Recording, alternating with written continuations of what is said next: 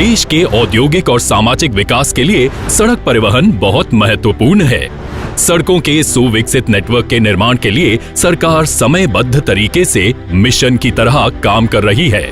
माननीय प्रधानमंत्री श्री नरेंद्र मोदी जी के नेतृत्व में भारत के बुनियादी ढांचे को बहुत तेज गति से लाखों करोड़ों रुपए निवेश कर आधुनिक बनाया जा रहा है। राष्ट्रीय राजमार्गों का निर्माण 2014 के पहले की तुलना में लगभग दुगना हो गया है।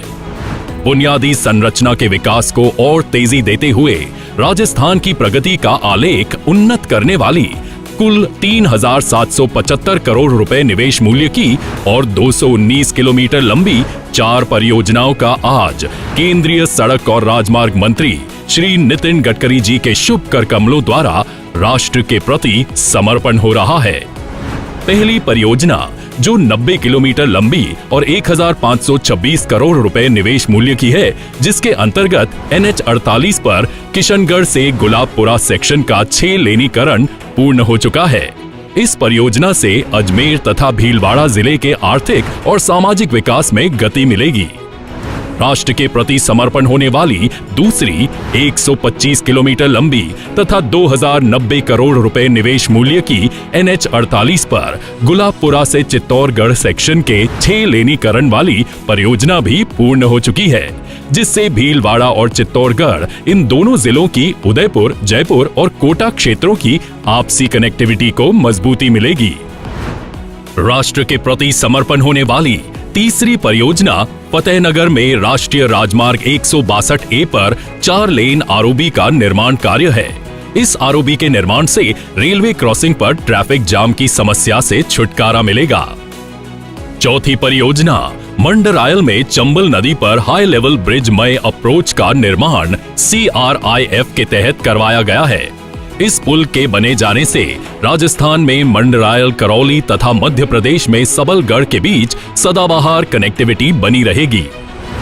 राजस्थान की प्रगति के लिए कुल 1,850 करोड़ रुपए निवेश मूल्य की और 221 किलोमीटर लंबी 7 परियोजनाओं का आज केंद्रीय सड़क और राजमार्ग मंत्री श्री नितिन गडकरी जी के शुभ कर कमलों द्वारा भूमि पूजन हो रहा है। इसमें निचली ओड़न से भटेवर तक 2 लेन पेव्ड शोल्डर का निर्माण शामिल है, जिससे दरीबा जिंक खदान को बेहतर कनेक्टिविटी एवं उदयपुर हवाई अड्डे से नाथद्वारा तक सीधी पहुंच हो पाएगी। इन परियोजनाओं में राष्ट्रीय राजमार्ग 927A पर 3 पैकेज में देवल, डूंगरपुर, सागवाड़ा, गढ़ी, वजवाना तक 2 लेन पेव्ड शोल्डर का निर्माण सागवाड़ा और गढ़ी बाईपास के साथ हो रहा है, जिससे डूंगरपुर एवं बांसवाड़ा जिले के आदिवासी क्षेत्रों को विकास की नई संभावनाएं उपलब्ध होंगी तथा सागवाड़ा एवं गढ़ी शहरों में यातायात का दबाव कम होगा। रास से ब्यावर खंड का 4 लेन निर्माण की परियोजना भी शामिल है, जिससे ब्यावर के सीमेंट उद्योग को बेहतर कनेक्टिविटी मिलेगी। मंत्री महोदय द्वारा प्रतापगढ़ बाईपास का भी भूमि पूजन किया जा रहा है, जिससे प्रतापगढ़ शहर में कंजेशन कम होगा।